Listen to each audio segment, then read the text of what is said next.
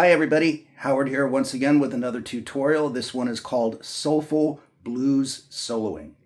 A simple call and response technique or trick, if you like, that you can use in your playing if you're composing a solo or improvising a solo, which I'm a big fan of. But this is a really cool thing that you can add to your playing, you can work out, and it kind of teaches you the fretboard really well as well. Okay, so let me explain real quickly what it is. Then we'll do a musical example and break it all down bit by bit with the on-screen tab as always, okay? So what I mean by call and response is this. For example, you might play a lick or a phrase, and then you repeat that lick or phrase an octave higher. Call and response, right? Or you can start high,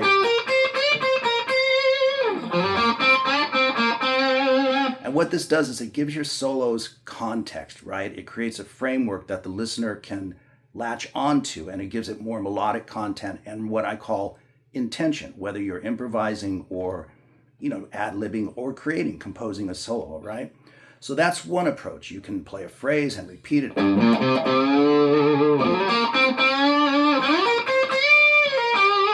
then add a little something extra to it, right? Or you can alter the notes slightly. Maybe you can go.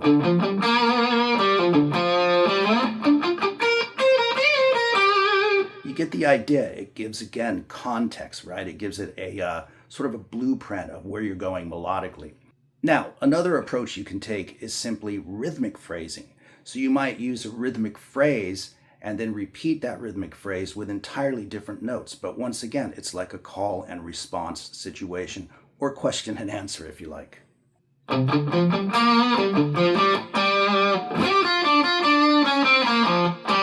You see what I mean? The same rhythmic phrase, but with totally different notes.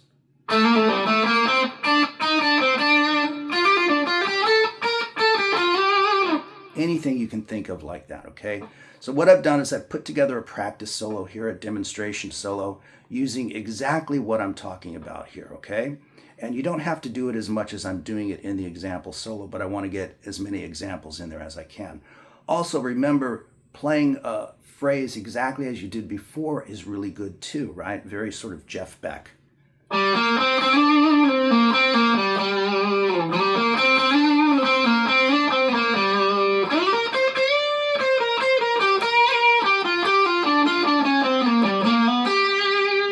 Anything you can think of like that. In other words, melody, context, phrasing, rhythm, the whole thing, okay?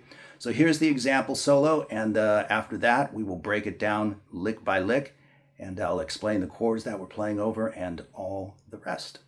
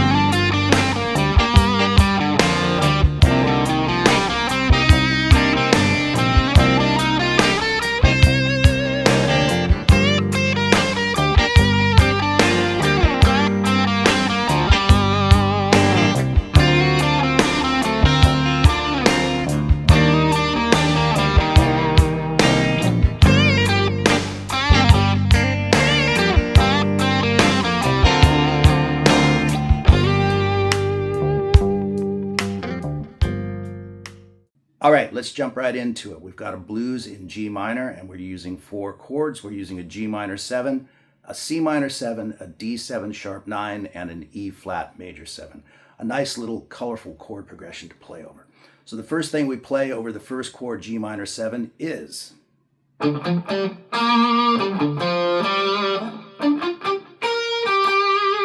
you can see I'm doing exactly what I spoke about in the intro of this lesson. I played a phrase down here. And a very similar phrase, but slightly different. All right, staying with the G minor 7, we have.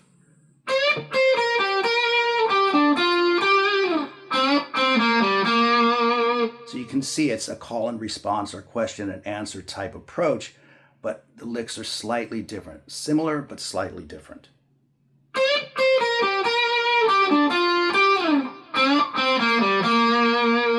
And so that all happens over the first chord, the G minor 7.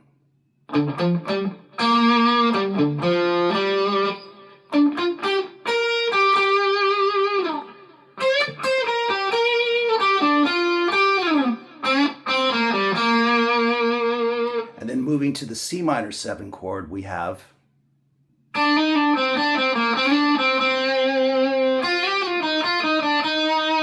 Right, very nice over the C minor 7.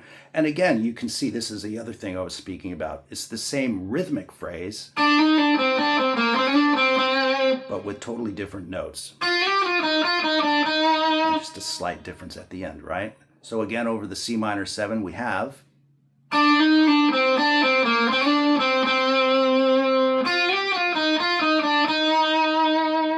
And then, of course, we move back to the G minor 7, like a standard blues, and we play this.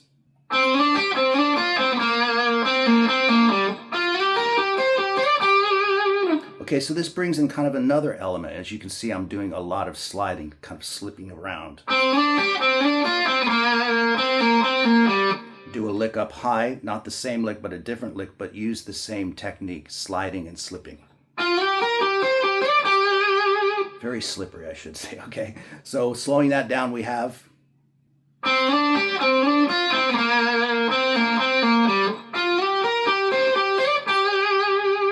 Okay, and then we move on to the next phrase, which is this. Okay, so let me pause right there. That is over the D7 sharp 9 chord. So you want to bend it, hold the bend, pick it, and release. And again, we play a similar lick with that bend and release technique, but over the E flat major 7. Back to the C minor 7. And that's a half step bend, by the way, but it's the same technique. Bend it, hold it, pick it, release it. So it's great practice with your bends, full step into half step bends.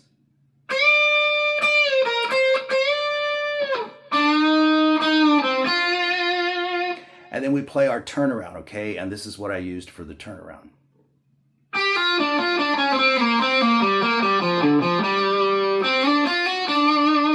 Okay, so that's really just a blues scale, a G blues scale, but let me play that slowly for you.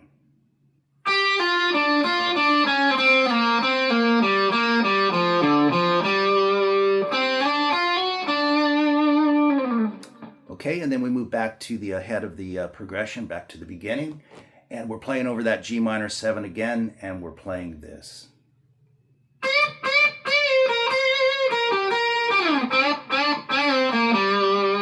Again, very similar phrase, rhythmically as well as melodically.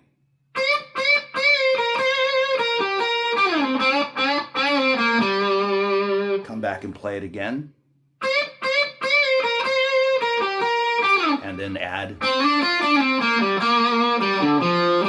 So if you slow these down and you really take a look at them, you can see the similarities between this call and response approach.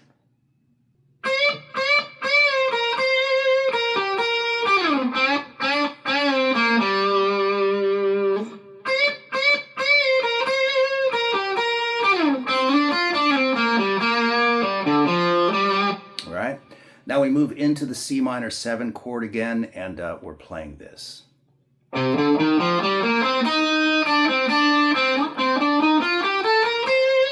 Okay, so this is really nice over over the C minor chord, the C minor 7. So let me slow that down. And then we jump up and play it an octave higher, but without all the notes. Just hanging on that C note.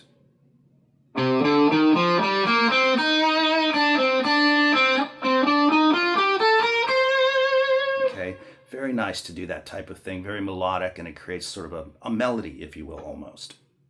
And then we're back on the G minor 7 chord again, and we're playing the same phrase we played earlier, but an octave higher.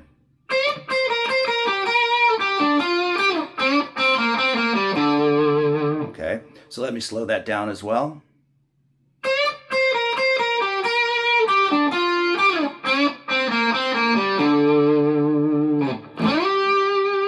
And we end it, okay? So there you go with call and response tricks and techniques that you can add to your playing. And I really encourage you to explore this because it's so much fun, right? Again, you play a phrase, maybe a melodic line, and then repeat it in a different octave or even lower. Play a certain rhythmic phrase, play that phrase again with totally different notes. And again, it really creates context for your solo. And those are some of the greatest solos I've ever heard in my life. So anyway, I hope you enjoyed the lesson, and I shall see you in the next one.